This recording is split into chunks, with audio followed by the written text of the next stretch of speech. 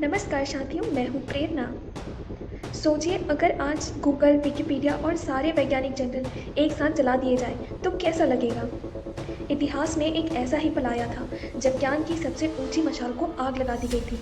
नालंदा, एक ऐसी आग जो 6 महीने तक जली, एक ऐसी लाइब्रेरी जिसे बुझाने में बादलों ने भी साथ छोड़ दिया था, और एक ऐसा विश्वविद्यालय जो सिर्फ ईंट पत्थरों से नहीं, ब्रह्मांड की गहराइयों से बना था। ये कहानी है नालंदा की, जहाँ बुद्धि मंदिर था और गूंजते थे ब्रह्मांड के रहस्य। 5वीं शताब्दी जब यूरोप अंधकार के युग में था, तब भारत में ज्ञान की सबसे ऊंची मशाल जल रही थी, नालंदा यूनिवर्सिटी। इसकी स्थापना गुप्त साम्राज्य के शासक कुमारगुप्त प्रथम ने की थी। नालंदा का अर्थ जिसे ज्ञान से प्रेम हो। यहाँ कोई फीस नहीं थी। विदेशी छात्र चीन, तिब्बत, कोरिया और फारस से आते थे। 10,000 छात्र और 2,000 शिक्षक। यहाँ logic, grammar, medicine, mathematics, astronomy, philosophy और क्वांटम से पहले दर्शन पढ़ाया जाता था।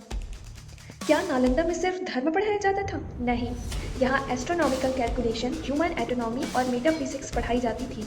आर्यभट्ट ने भी यहीं से शिक्षा ली थी, जिनका कहना था पृथ्वी गोल है, सूर्य स्थिर है और पृथ्वी घूमती है। टाइम रिलेटिविटी और पीआई की वैल्यू नालंदा ने ही सिखाई गई। यहाँ के शिक्षक समय और स्थान के पहले सोचते थे। Sound is a form of vibration, light travels faster than sound. Buddhist तंत्र में स्पेस टाइम की बातें भी यहाँ पर मिलती हैं। नालंदा में प्रवेश लेना इतना आसान नहीं था। यहाँ कोई एंट्रेंस एग्जाम नहीं, बल्कि बुद्धिस्ट डिबेट होता था। अगर आप लॉजिक और रीजनिंग में पास हो जाएं, तभी प्रवेश। अगर आप धर्मशास्त्र, गणित, भाषा, खगोल शास्त्र में मास्टर हो, तभी शिक्षक बन सकते हो। 1193 ईस्वी, इतिहास का सबसे दर्दनाक पल। बख्तियार खिलजी, एक अफगान इन्वेडर, नालंदा पहुंचा। उन्होंने पूछा, यह इमारत क्या है? किसी ने कहा कि यह लाइब्रेरी है। बख्तियार ने कहा, अगर यह किताबें सच बोलती हैं तो इन्हें आग से खुद को बचा लेना चाहिए। और फिर नालंदा में आग लगा दी गई। एक नहीं, 3 लाइब्रेरी, रत्नसागर, रत्नधाड़ी, रत्नरंजक।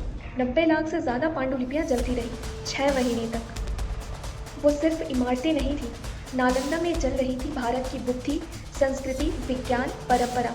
लाखों किताबें, जिनमें यूनिवर्स की थ्योरी, आयुर्वेद के मूल सूत्र, वास्तुशास्त्र के अद्भुत सिद्धांत, सब राख बन गए।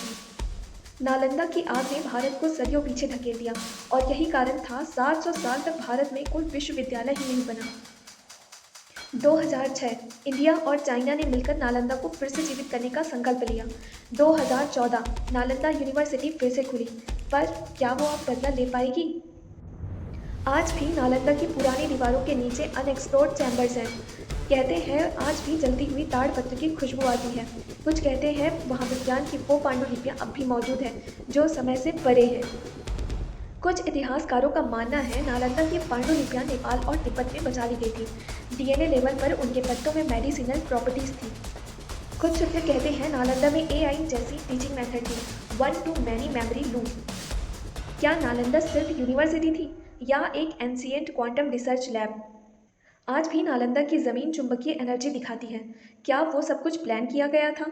क्या नालंदा को समय से पहले मिटा दिया गया था?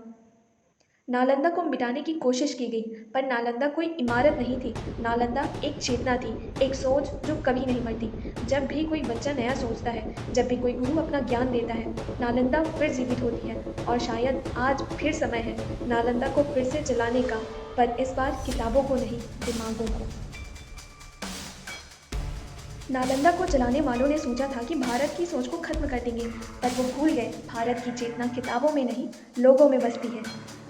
तो अगर आप भी मानते हैं कि नालंदा सिर्फ इतिहास नहीं, भविष्य है, तो इस चैनल को सब्सक्राइब कीजिए, क्योंकि हम यहाँ इतिहास नहीं, चेतना जगाते हैं। और जाते जाते एक सवाल छोड़ जाती हूँ, नालंदा तो फिर से जल सकती है, पर क्या आज की पीढ़ी उस आग को संभालने के लिए तैयार है? अगर है तो कमेंट करना। आपका बहुत बहुत शुक्रिया। मिलते हैं अगले वीडियो में।